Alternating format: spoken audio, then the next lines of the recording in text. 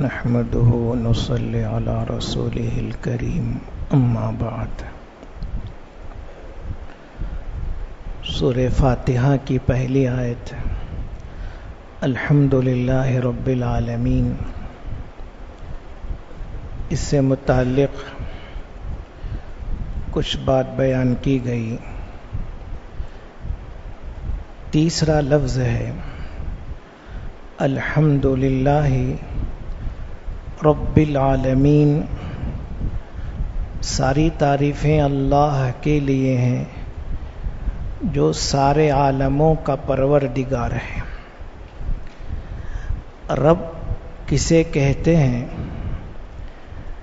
بتایا گیا کہ رب کے مفہوم میں تین باتیں ہیں۔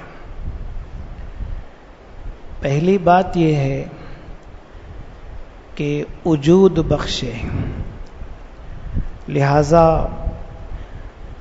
اللہ کی ذات کے علاوہ کوئی چیز تھی ہی نہیں، اللہ نے ہر چیز کو وجود بخشا، انسانوں کو، حیوانات کو، جمادات کو، نباتات کو، اسی طرح سے ہزاروں عالموں کو وجود بخشا۔ وجود بخشنا رب کا یہ پہلا مفہوم ہے۔ دوسری بات یہ ہے جس کو وجود بخشے اس کی بقا کا، اس کی حفاظت کا سامان پیدا کرے۔ اگر وجود بخش دے اور اس کی حفاظت کا سامان نہ کرے تو وہ چیز ہلاک ہو جائے گی، ختم ہو جائے گی۔ تو اللہ تعالیٰ وہ ہے جو ہر چیز کو وجود بخشتا ہے، پھر اس کے مناسب اس کی حفاظت کا سامان کرتا ہے، اس کی حفاظت کرتا ہے۔ علماء نے کئی مثالیں دی ہیں۔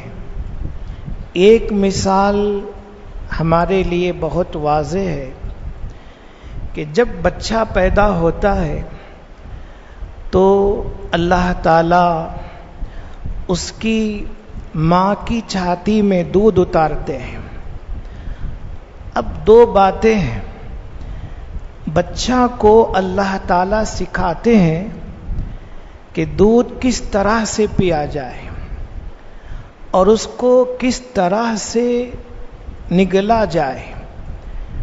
دودھ کا پینا اور اس کا نگلنا، علماء لکھتے ہیں کون سی طاقت ہے جو پیدا ہونے والے بچے کو سمجھا دے، حالانکہ اس بچے نے کہیں سے سیکھا نہیں کہ دودھ کس طرح سے پیا جائے، کس طرح سے اس کو نگلا جائے، کہیں سے نہیں سیکھا۔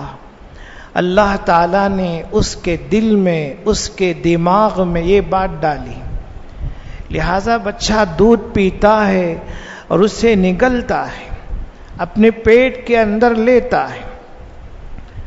تو یہ اللہ تعالیٰ نے سکھایا ہے۔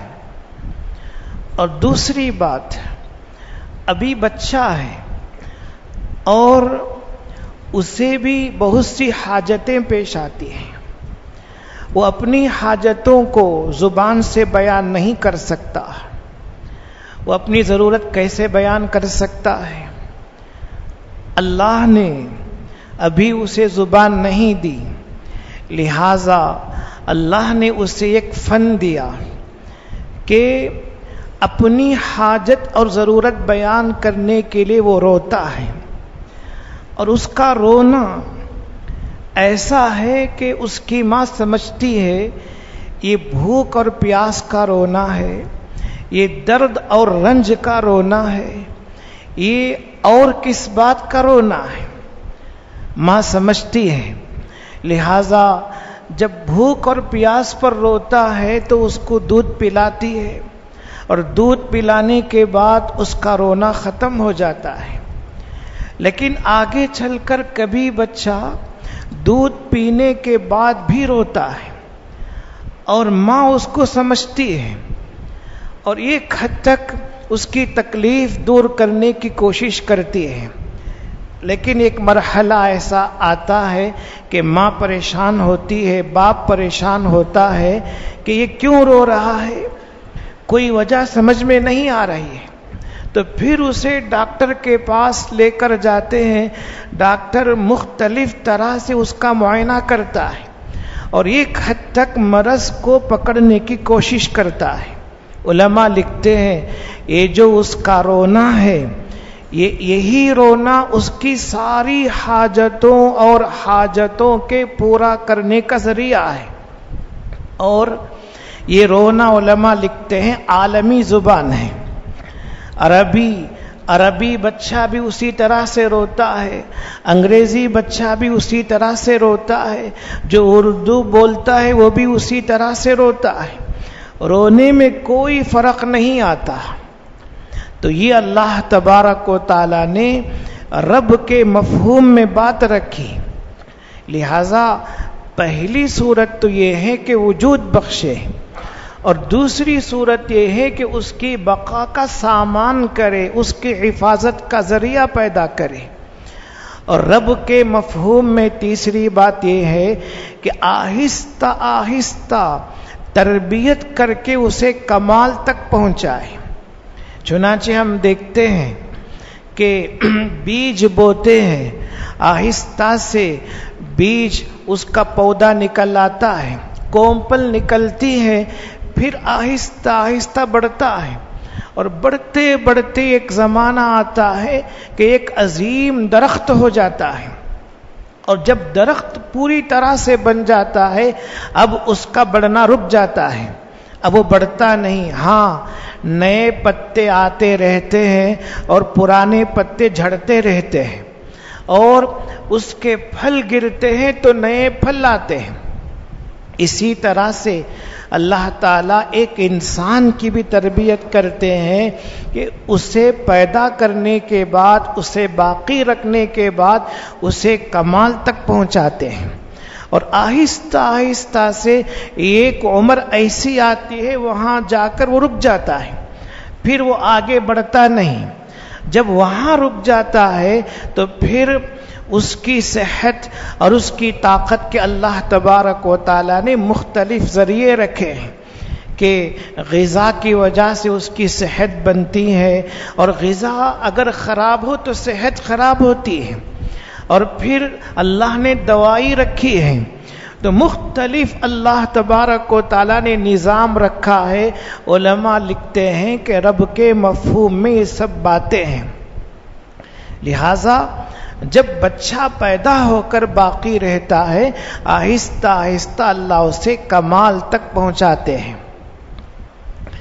اللہ تعالیٰ تربیت کرتے ہیں، اور ہر مخلوق کو، ہر انسان کو جو ضرورت ہے، جب ضرورت ہے اسے وہ عطا کرتے ہیں، اس کے مناسب اللہ تبارک و تعالی ہر مخلوق کو، ہر انسان کو جو چیز ضرورت ہوتی ہے وہ عطا کرتے ہیں۔ فرعون نے حضرت موسیٰ اور حضرت ہارون سے پوچھا، قال فمن ربکما یا موسیٰ، فرعون پوچھ رہا ہے کہ تم دونوں کا پروردگار رب کون ہے؟ قال فمن ربکما یا موسیٰ، اے موسیٰ تم دونوں کا پروردگار کون ہے؟ قال ربنا الذی اعطى كل شيء خلقه ثم هدى۔ بڑی بہترین تعریف کی حضرت موسیٰ نے، فرمایا ہمارا پروردگار وہ ہے جس نے ہر چیز کو اس کے مناسب خلقت عطا کی، ہر چیز کو اس کے مناسب اللہ نے صورت دی، اس کے باطنی تقاضے دیے، ثم ہدا، پھر اللہ نے ہر چیز کو رہنمائی عطا کی، ہدایت دی۔ لہذا ہر چیز، جانور کا جو بچہ ہوتا ہے وہ اپنے اعتبار سے دانہ تلاش کرتا ہے، اور انسان کا بچہ ایک مدت تک محتاج رہتا ہے، پھر اللہ کی طرف سے اس کی مدد ہوتی ہے اور وہ اپنے پیروں پر کھڑا ہوتا ہے۔ تو یہ بہت زبردست تعریف کی ہے حضرت موسیٰ نے، اور یہ سورہ طٰہٰ میں ہے، قال ربنا الذی اعطی کل شیء خلقہ، ہر چیز کو اللہ نے اس کے مناسب ہدایت دی اور صورت دی، لہذا شیر کو جس طرح کی صورت چاہیے اللہ نے وہ دی، اور دیگر اور مخلوقات کو جو صورتیں چاہیے اللہ نے وہ دی، اور انسان کو جو صورت چاہیے اللہ نے انسان کو وہ صورت عطا کی۔ یہ اللہ تبارک و تعالیٰ کی کاریگری ہے۔ اسی طرح سے اللہ تعالیٰ ہر انسان کی، ہر مخلوق کی حفاظت کرتے ہیں۔ جب تک اللہ کے علم میں ہے کہ اس کو باقی رہنا ہے، اللہ اس کی حفاظت کرتے ہیں۔ یہاں رک کر ایک واقعہ سنیں۔ بہت بڑے تفسیر کے امام رازی رحمہ اللہ گزرے ہیں۔ امام رازی انہوں نے تفسیر کبیر لکھی ہے اور عظیم الشان تفسیر لکھی ہے۔ اس تفسیر میں امام رازی رحمہ اللہ نے ایک واقعہ لکھا ہے کہ ایک بہت بڑے اللہ والے حضرت ذنون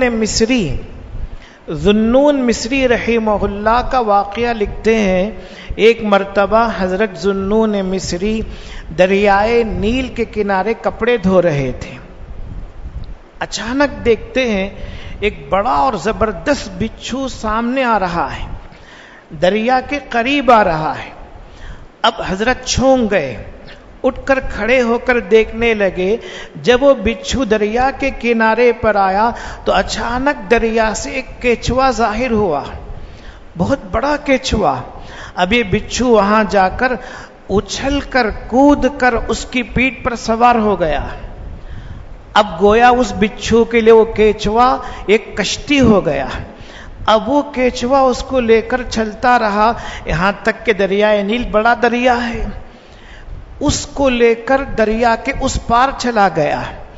حضرت ذنون مصری رحمہ اللہ بھی دریا میں اتر گئے یا ایک کسی اور کشتی پر سوار ہوئے اور اس کنارے پہنچے۔ جب اس کنارے پر پہنچے تو دیکھتے ہیں کہ کیچوا کنارے پر آیا تو بچھو اچھل کر کنارے پر آ گیا، زمین پر آ گیا اور پھر تیزی سے آگے بڑھنے لگا۔ حضرت ذنون مصری نے دیکھا کہ دریا سے کچھ دور میں ایک زبردست درخت ہے، اس درخت کے نیچے ایک نوجوان نہایت گہری نیند سو رہا ہے، بہت زبردست نیند کے ساتھ ہے۔ حضرت ذنون مصری سمجھ رہے تھے یہ بچھو اس کو کاٹنے کے لیے بہت دور سے آ رہا ہے۔ اب جو غور سے دیکھا تو عجیب بات تھی کہ وہاں ایک بڑا زبردست زہریلا سانپ ہے جو اس نوجوان کو ڈسنے کے لیے اس کے قریب آ چکا ہے، اور بالکل اس کے پاس پہنچ کر اس سانپ نے اپنا پھن بھی اٹھا لیا۔ قریب تھا کہ وہ ڈس لے، اتنے میں یہ بچھو وہاں پہنچا اور سانپ کے سر سے لپٹ گیا اور کچھ دیر تک لپٹا رہا، یہاں تک کہ وہ سانپ نیچے گر گیا اور مر گیا۔